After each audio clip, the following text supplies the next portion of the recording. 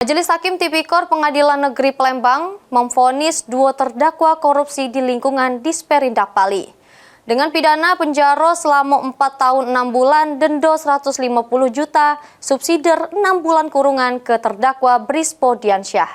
Sedangkan terdakwa Mustahzi Bashir dituntut 1 tahun 6 bulan penjara.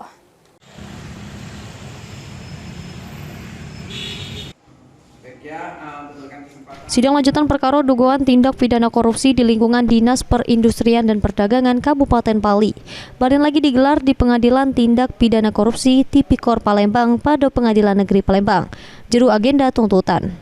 Di hadapan Majelis Hakim Pengadilan Negeri Palembang yang dipimpin Mahakim Ketua Fitriadi, jaksa penuntut umum Kejari Pali Septian maco ke amar tuntutannya.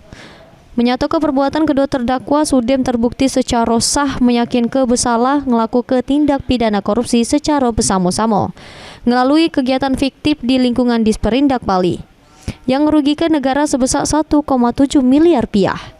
Menuntut terdakwa Brispo Diansyah pidana penjara selama 4 tahun 6 bulan penjara, denda 100 juta, subsidiar 6 bulan kurungan.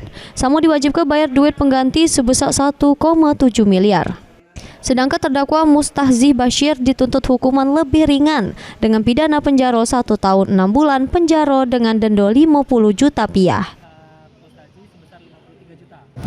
Terdakwa Brispo Diansyah kami menuntut pidana penjara selama 4 tahun 6 bulan.